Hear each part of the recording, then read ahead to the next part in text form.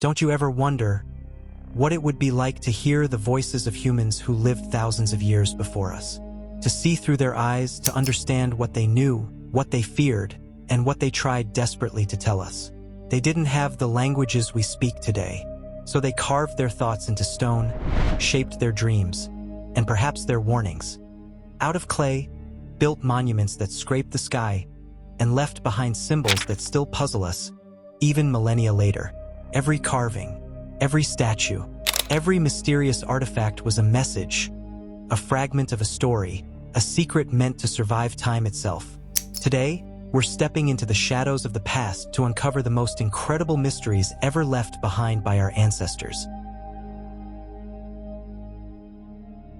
Our journey begins in the heart of ancient Egypt, at the sprawling necropolis of Saqqara, just a stone's throw from the legendary city of Memphis. This isn't just any cemetery. It's one of the oldest burial grounds in human history, a place where pharaohs, nobles, and priests were laid to rest over a staggering 3,000 years.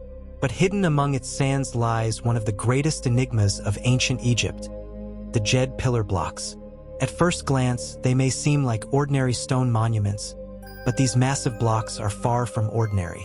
Each bears the symbol of the Djed, the backbone of Osiris, the god of the afterlife. In ancient belief, this symbol wasn't just decorative. It represented stability, endurance, and resurrection itself.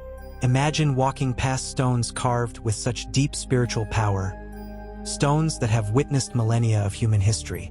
And here's where the mystery deepens. Some of these blocks weigh tons, heavier than a modern car. Yet they were cut, carved, and positioned with incredible precision. One of the most remarkable examples is the pyramid of Pharaoh Djedkare, dating back to around 2400 BCE, features these enormous stones perfectly aligned, almost as if guided by unseen hands. How did the ancient Egyptians move them without cranes, trucks, or modern machinery? Were they dragged across slickened tracks, rolled on logs, or perhaps, some whisper, levitated by techniques now lost to history? The Djed pillars weren't just functional, they were cosmic. Scholars believe their placement within the pyramids may have been tied to the stars themselves, aligning with celestial patterns to reflect divine order on Earth. Others suggest they were central to rituals meant to ensure the pharaoh's rebirth in the afterlife. Every angle, every carving seems to whisper secrets of a civilization far more advanced than we often give them credit for. From the deserts of Egypt, we move west into the Sahara, to a remote sandstone plateau in southeastern Algeria called Tassili. At first, it looks like just another desert, but hidden in its cliffs and canyons is one of the oldest and most mysterious collections of rock art in the world. Over 15,000 paintings and engravings, some more than 12,000 years old. The images show life as it was back then.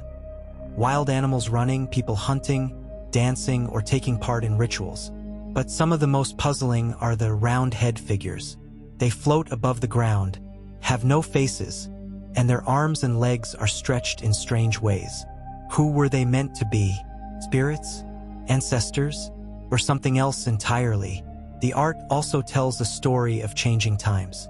Tassili's paintings span different periods, from the earliest humans to cattle herders to people with horses and camels. Each period shows how humans adapted to the land and lived their lives.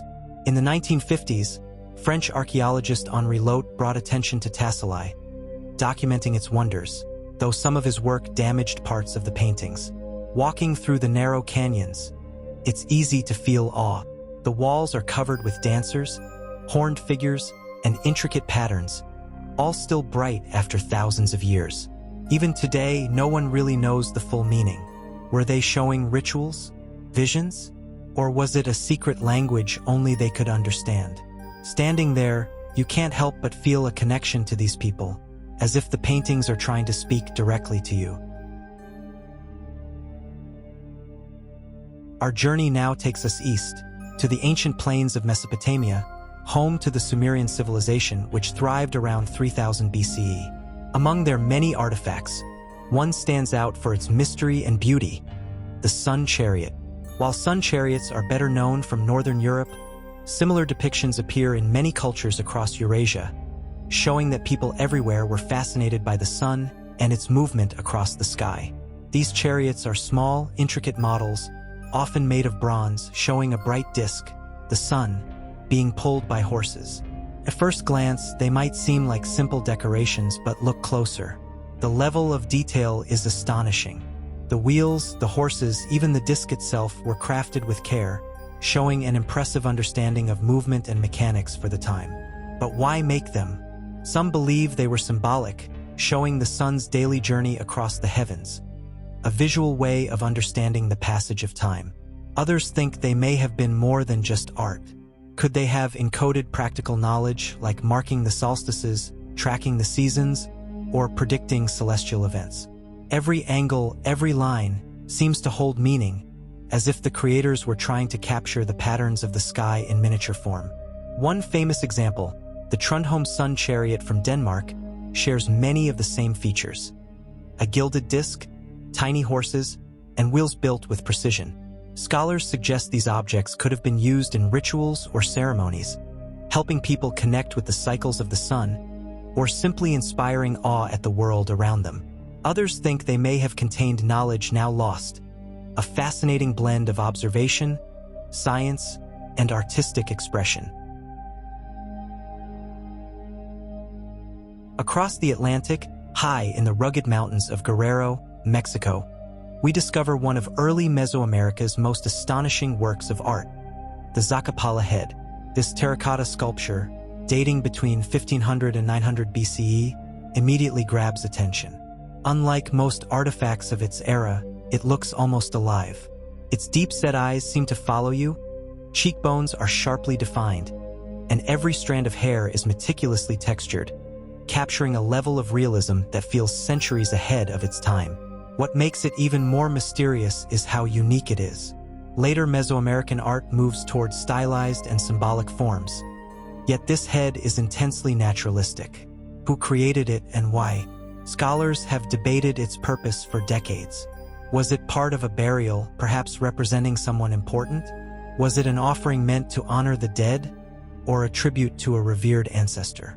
Every line, every detail seems intentional, as if the artist wanted not just to sculpt a face, but to preserve a presence, a personality that could exist across time. The sheer effort involved is remarkable. This isn't a casual creation. The size, weight, and craftsmanship indicate it was meant to last, to be seen and handled, perhaps in rituals or ceremonies. Imagine the hands that shaped it thousands of years ago, pressing clay, sculpting delicate features, all while thinking about how it would endure. There's a strange feeling when looking at it, almost as if the head is silently observing us, quietly questioning what we know about the people who made it. And yet, so much remains unknown.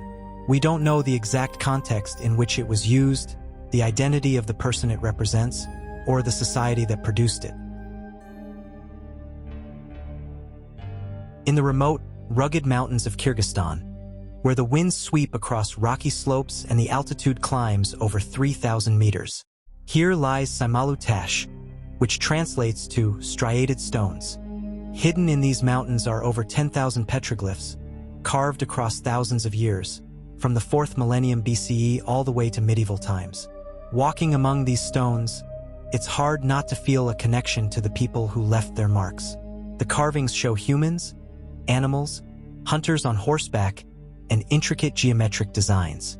Each image tells a fragment of a story, a glimpse into daily life, spiritual practice, or perhaps something even deeper. Were these symbols sacred?